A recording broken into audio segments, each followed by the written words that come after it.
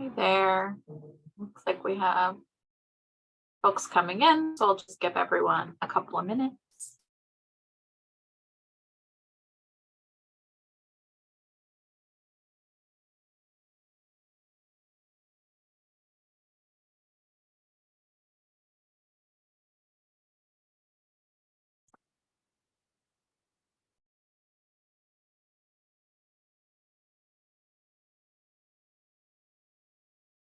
And hopefully everyone can see my presentation.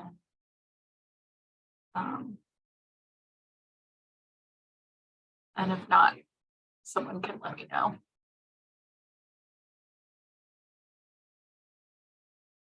And we'll just give folks maybe one more minute to file in.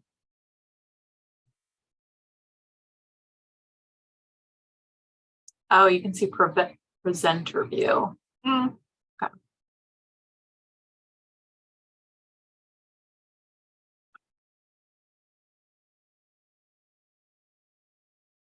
Let's try that again.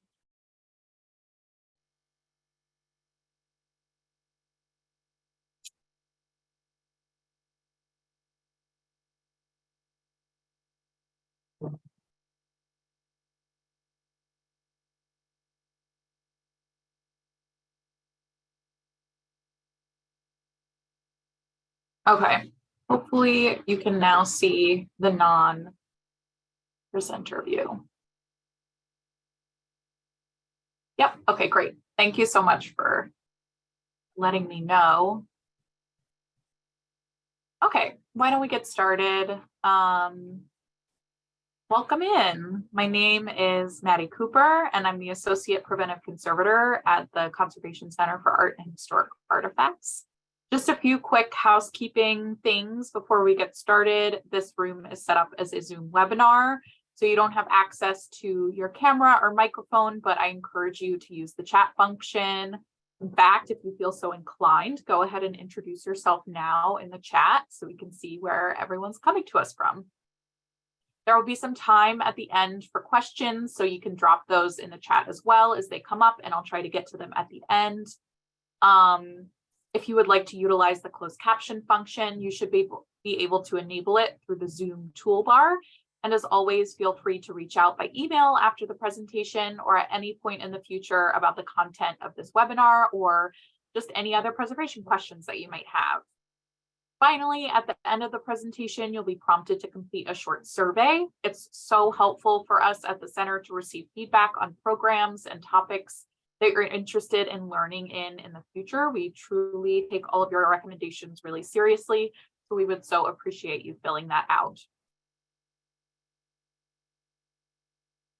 And a quick thank you to our funders who make these free webinars possible. Thank you to the National Endowment for the Humanities, the William Penn Foundation, and the Independence Foundation.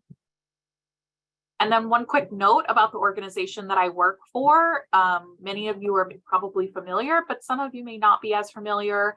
For the Conservation Center for Art and Historic Artifacts, or CCAHA, we're a regional conservation lab and preservation services facility based in Philadelphia, but we work with organizations and clients all across the country.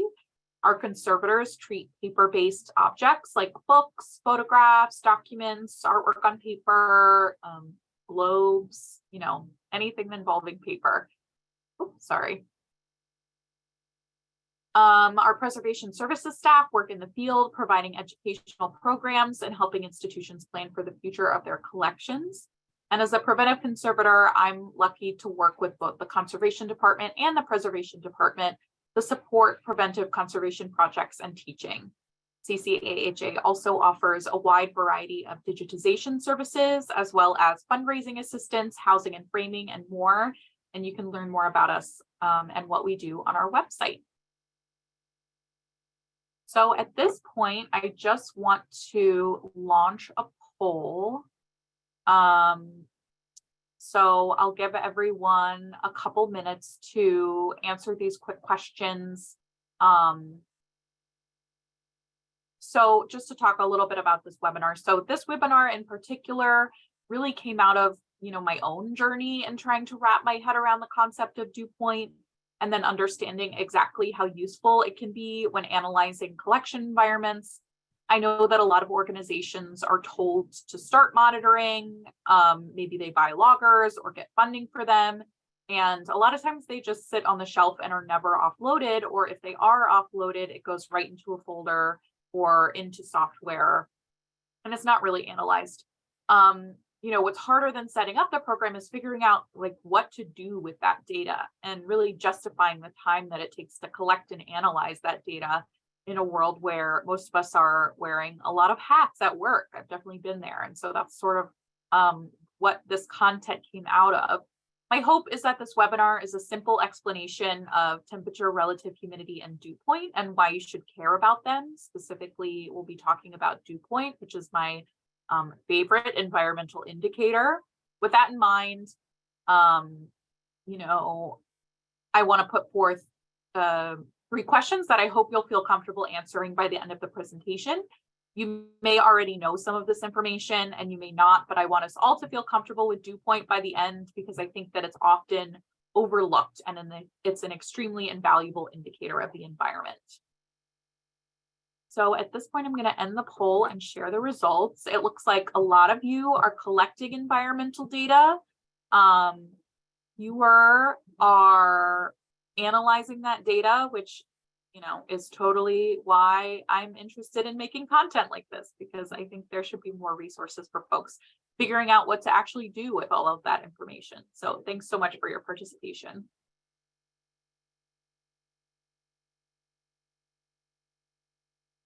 When talking about the museum environment or the library or archive environment, it's important to keep in mind that the environment is multi-layered.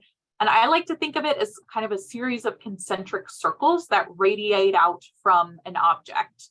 So if we think about the historic document that's represented in this graphic, for example, the document is affected by the environment inside of the box that it's stored in, the room that that box is stored in, the building envelope that that room is located in, which includes the windows and walls, the roof, the floor. Then it's also affected by the mechanical systems, things like heating and air conditioning, and the exterior climate. And changes in any of these circles will affect the document in ways big and small.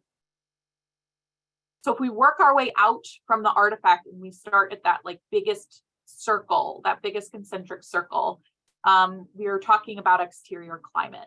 So this graphic represents the climate regions for the continental US and Puerto Rico as defined by the US Department of Energy. I'm sorry that Alaska and Hawaii aren't included. I need to find a better map, but the climate region that your organization is located in determines a lot about how your building is constructed. And that's true of modern architecture, but it's also really true for historic building practices. Think of, for example, historic Louisiana architecture, which utilizes high ceilings, porches, and raised construction to keep spaces cool in the hot and humid climate. It's also important to keep in mind how the exterior climate is changing as a result of the climate crisis that we are in. Things like rising temperatures, increased drought conditions, and increased frequency and intensity of heavy precipitation in some areas are already and will continue to affect collections environments. One really interesting thing that I've noticed here in the Philadelphia area is that we didn't used to see a lot of fire rats, which are insects that are closely related to silverfish. They generally prefer warmer climates, and you find them more commonly in the South. But now I'm coming across them a lot in collections. So you can sort of see the impacts that climate change can have as the climate of Philadelphia continues to rise. Our insect populations are changing. So that's just one example. Now that we've talked about exterior climate, let's consider the environment inside of the building and the specific collection space. There are a variety of ways that we can measure a collections environments, but the 3 that we'll talk about today are among the easiest to collect data on and have a massive impact on the long-term preservation of collections. Temperature, relative humidity, and dew point are all related to one another, and together they can affect the mechanical and chemical well-being of collection objects, and we'll go through those indicators one by one. Starting with temperature, you're all familiar with temperature. It's the most familiar environmental indicator. So why do we care about the temperature of collection spaces? Well, because temperature is an important ingredient in chemical reactions. If you think about baking a cake, you mix all the ingredients together, but you're not actually achieving anything close to a recognizable cake until you add the heat from the oven. Chemical decay of collections is a series of chemical reactions. So increased temperature leads to increased rate of decay for collection objects. High temperature also leads to things like increased biological activity, increased mold activity, and risk of insects. The Image Permanence Institute, which studies the preservation of collections, considers high temperatures to be anything above about 75 degrees Fahrenheit. And at these temperatures, the rate of chemical decay increases, and you may start to see things like embrittlement of acidic paper, fading of color photographs, or cracking of cellulose acetate film. So if temperature increases the rate of chemical decay, then it totally makes sense that the colder the collection's environment, the better. And to some extent, that's true. Cool and cold temperatures are great for a wide variety of objects, but there are definitely some exceptions. Some plastics, especially those found in modern acrylic paints, can become brittle at low temperatures, which could cause them to crack or break. It's also important to note the energy cost of cooling spaces, especially in the hot and humid parts of the United States. A 60-degree library might be great for the preservation of objects, but it's incredibly energy intensive to do that kind of cooling on a large scale. Next, let's talk about dew point. This may be the indicator that you're least familiar with. It's the one that's often forgotten when talking about environmental monitoring for collections, but it can be extremely powerful as a tool. Dew point is the absolute amount of water vapor in the air. And remember that word absolute because it's going to come up again and again throughout the presentation. Dew point is expressed as the temperature at which the air is so saturated with water vapor that it cannot hold any more vapor and liquid water falls out of the air in the form of dew, condensation, or precipitation. If you think of a Coke can right out of the fridge on a hot day, the surface of the aluminum can is cold, so cold that it's below the dew point of the air surrounding the can. So when air comes into contact with the can, water falls out of its vapor phase and into its liquid phase in the form of condensation. The dew point of the air is the temperature that the can would have to be in order for condensation to form on it. Remember that dew point is absolute. So the only way to change the dew point is to physically take moisture out of the air or to add it back in. Humidifiers and dehumidifiers work because they manipulate the dew point by physically removing water or adding water back into the air. This means that if your building does not have humidification or dehumidification, the indoor dew point will be the same as the outdoor dew point. So we know that the dew point is the amount of water vapor in the air expressed as a temperature. And I think that's often what throws people off because we're used to measuring water as a volume or as a weight and not as a temperature. In its simplest terms, however, we can think of dew point as a feeling. So a dew point of 50 degrees Fahrenheit feels dry, whereas dew points in the 70s feel pretty muggy. This map shows the average range of dew points for the United States. And as you can see, dew points in the Southeast United States are the highest in the upper part of the continent, which makes total sense. It's wetter in Louisiana than it is in Minnesota. In the summer, the dew point in the Southeast and Gulf Coast states is often in the 70s, meaning there's a ton of moisture in the air. So we'll come back to dew point and what it means for preservation in a couple of slides. But at this point, we're going to jump over to a different measurement of moisture in the air. Relative humidity is another way of expressing the amount of water in the air. The difference between relative humidity and dew point is that dew point is absolute. There's that word again. I'm going to keep saying it over and over. And relative humidity is a ratio. That's why it's expressed as a percentage. Relative humidity is the relationship between the absolute amount of water in the air, or the dew point, and the temperature of the air. So why is this useful? Well, because air can hold different amounts of water at different temperatures. Hot air can hold more moisture than cold air can. And this table shows that. Here we can see that the same amount of water, or 4.85 grams, produces a relative humidity of 16% at 86 degrees and 100% at 32 degrees. That 4.85 grams of water makes a much bigger impact in relative humidity at colder temperatures because colder air can't hold as much moisture as warmer air has the capacity to. So what does that mean practically? Well, for one thing, if you're monitoring relative humidity in your cold storage, you know that just a little bit of moisture will cause the relative humidity to jump up because the cold air in that freezer can't hold nearly as much water as warmer air can. I think we often think about relative humidity as being only about moisture. We associate high humidity with that feeling of mugginess, but we forget that relative humidity isn't just affected by moisture, it's also affected by temperature. So let's return to this map of the upper part of North America. The Southeast and Gulf coasts have the highest average dew points. We've already seen this map. They're the wettest parts of the country. But now, if you look at the same map with relative humidity plotted instead of dew point, on this map, South Florida has the same annual average relative humidity as Wisconsin. The highest average relative humidity in the United States is in northern Alaska. And you may ask, how could this be? Well, northern Alaska is cold, and so it only takes a small amount of moisture in northern Alaska to cause high relative humidity. So why do we care about relative humidity? If it can be misleading like this, why do we always hear about temperature and relative humidity being critical to preservation and not dew point? Well, we care about relative humidity and collections because of hygroscopic materials. Hygroscopic materials are materials that absorb and release water as the relative humidity around them changes. Things like paper, wood, plastic, and leather are hygroscopic, which is important to us because those materials make up so much of library, archive, and museum collections.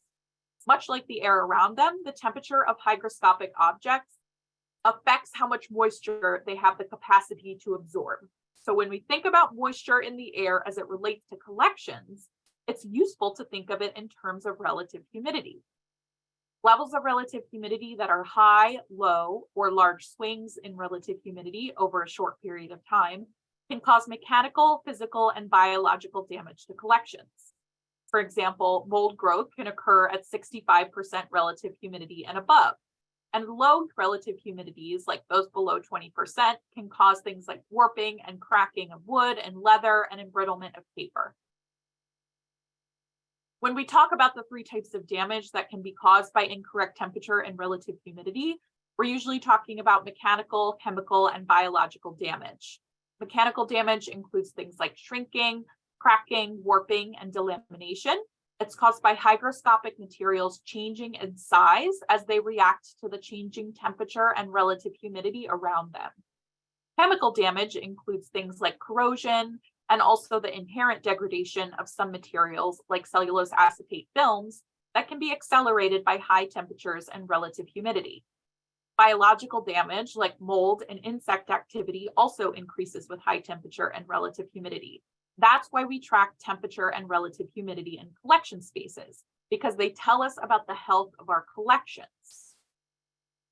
So if temperature and relative humidity tell us about the health of the collection, why should we also track dew point? Can't we just stop with the first two? Well, a lot of collection folks do, but let's consider this graphic again. The concentric circles radiating out from the document. Two major components of the system that affects the collections environment are the building envelope and mechanical systems. If relative humidity tells us about the health of the collection, dew point tells us about the health of the building envelope and the mechanical systems within it. So consider what we've learned about dew point so far. It's the absolute amount of moisture in the air. It's not temperature dependent like relative humidity is. It's expressed as a temperature at which the air is so saturated with water vapor, it falls out of the air into its liquid phase. We also know that dew point cannot be changed unless water is physically put into or removed from the environment, which is how humidifiers and dehumidifiers work. Finally, we know that if your building's HVAC does not have humidification or dehumidification, the dew point outside will match the one inside. Now let's dig a little bit deeper. So because dew point is the absolute amount of moisture in the air, and relative humidity is a ratio of dew point and temperature, the dew point determines the relative humidity that can be achieved at a certain temperature. So to demonstrate this, I'm using the dew point calculator, which is a slide rule from IPI that uses the relationship between temperature and relative humidity and dew point and shows it to you on this visual ruler. The calculator on the left is set now to a pretty average hot, humid day in the Southeast United States. It's 82 degrees outside with a dew point of 65. And if you remember that table from a few slides back, a dew point of 65 feels slightly humid. With this temperature and dew point, the relative humidity in these conditions is 55%, which is pretty reasonable. But remember that hot air has the capacity to hold a lot more moisture than colder air does. So if we were to cool this air without dehumidifying it or without lowering the dew point, the relative humidity would spike, which is what you see in the second calculator. All we did was cool the air from 82 degrees to 70 degrees.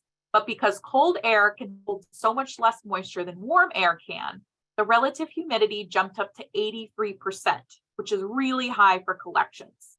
What this shows us is that if you have collections in a hot, humid climate, and you can only cool and not dehumidify, it will be impossible to maintain a good relative humidity for collections. Just by cooling the air, you'll spike the relative humidity into levels that can result in things like mold growth, degradation, and mechanical damage. Now I have some good news and bad news about mitigating dew point in hot, humid climates. I've mentioned a few times that if your building has heating and cooling, but no humidification or dehumidification, you cannot alter the dew point.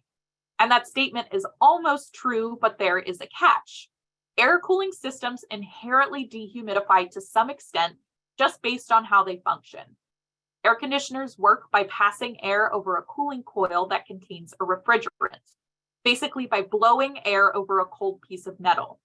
Water condenses on the metal like it would on a soda can on a hot day. Maybe you've noticed drips of water on the sidewalk under a window AC unit, or have had to deal with issues caused by overflowed drain pans in your HVAC system. That condensation is water that has been physically removed by the air conditioner. The air conditioner has changed the absolute amount of water vapor in the air, so it's lowered the dew point. That's the good news. The bad news is that dehumidification is not the primary function of an air conditioner, so they're not that great at it. An air conditioner can lower the dew point by about 10 to 15 degrees, depending on its efficiency. This might be fine for a place like Minneapolis, where the average summer dew point is about 58 degrees, but it's not really quite enough in wet climates. Remember that summer dew points in the Southeast US are usually in the 70s. And even if your air conditioner can lower that dew point by 10 degrees, a dew point of 60 degrees is still a fair bit of moisture. Again, if we model these conditions with the DP calc, we can see that even if your air conditioner can lower the dew point from 70 to 60 while it's cooling in the summer, the relative humidity is still high enough to result in mold and other types of degradation. So that's one way that you can use dew point. By figuring out how much your AC system can bring down the dew point, you can see what levels of relative humidity are achievable in your collection space. If levels are unsafe for collections, you can use your data to advocate for things like an improved HVAC system, the use of portable dehumidifiers, or different temperature set points. So far, we've identified that we can use temperature and relative humidity to talk about the health of the collection, and dew point to talk about the functioning of the mechanical systems or the AC systems. And now we'll talk about ways that you can use dew point to assess the health of the building envelope itself.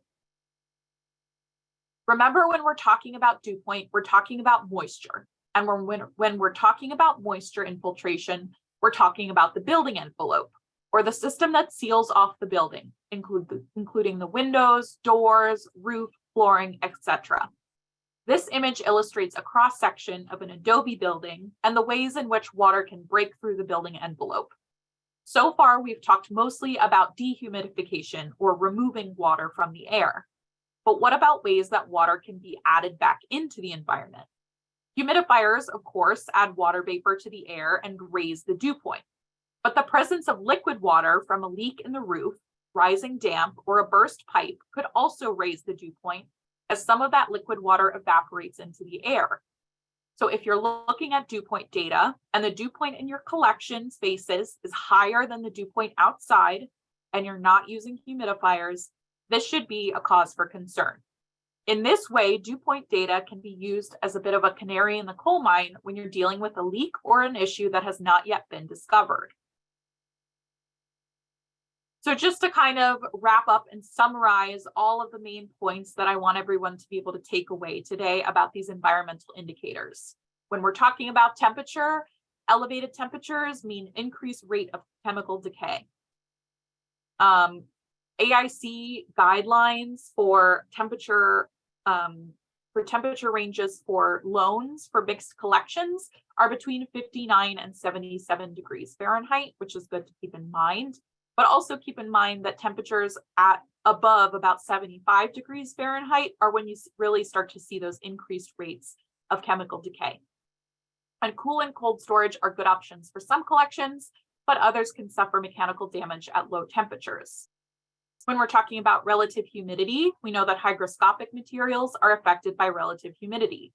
We know that mold can grow at about 65% relative humidity, and we know that low relative humidities can cause mechanical damages in some collections. When we're talking about dew point, we know that it's closely related to relative humidity and temperature.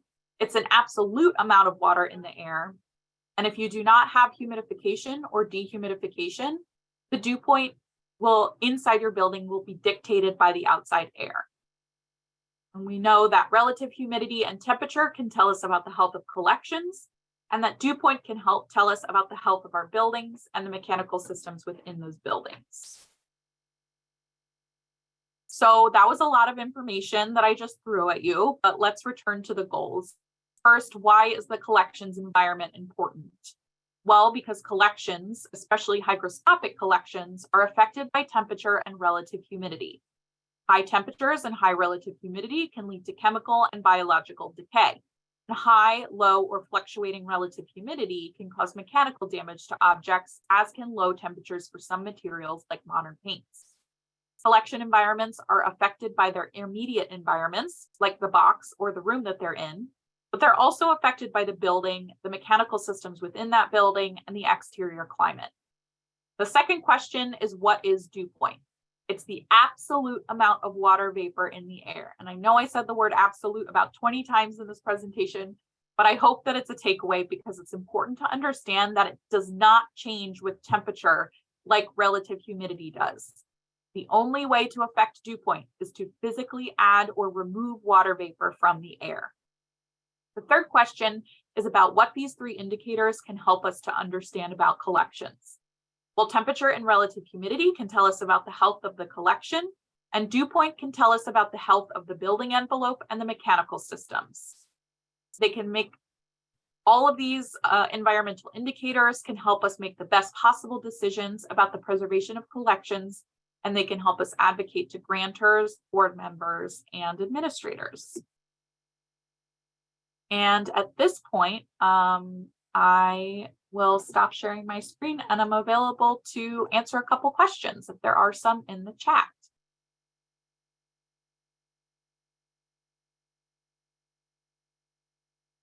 Okay, let me just orient myself here and pull up the chat. Oh, it's great to see where some of y'all are coming from. See College Park, Morehouse School of Medicine, Philadelphia. Susie, I see. Yeah, your question was about the temperature at which you see increased rate of chemical decay, and that is that 75-degree number. Where can we find that calculator that you used? I am putting the link in the chat. That's at dpcalc.org. And that's a really awesome resource. I definitely recommend that you go on dpcalc.org and kind of play around with the different slide rules because it can really help give a better understanding of like how temperature and relative humidity and dew point are all interrelated. Will this program be available later for review? Yeah, Camilla put in the chat, but we'll send an email with the link to recording later this week. I also want to highlight a resource on CCAHA's website. I'm dropping the link to that in the chat right now too.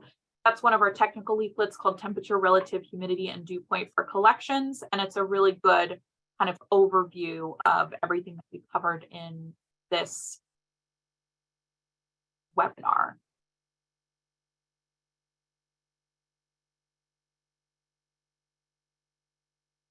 Oh, seems like I'm not sending these messages to everyone, just to hosts and panelists. So I'll make sure to send them to everyone. So this first kind of big giant scary link is a link to the Temperature, Relative Humidity, and Dew Point for Collections technical leaflet. And if you're not familiar with CCAHA technical leaflets, definitely check out our website. Under education, you can find technical leaflets and guides, and we have a bunch of different resources there for you to check out. And then here I'm dropping the link for dpcalc.org, which I recommend everyone checking out. And I don't see any other questions in the chat. So at this point, I'll just say thanks everyone for coming. Thanks everyone for listening to me blab on about dew point. I'm dew point's biggest fan. So if you ever have any questions about dew point or about environmental monitoring or any other preservation questions, feel free to reach out. I will throw my email in the chat here as well. And you can always reach out to CCAHA. So everyone have a great afternoon and check out the dew point where you live. I think the one right now in Philadelphia, it feels pretty mild. It feels like maybe a 55 or 60. I'll have to check on that. All right, great. Thanks so much, everybody. Bye-bye.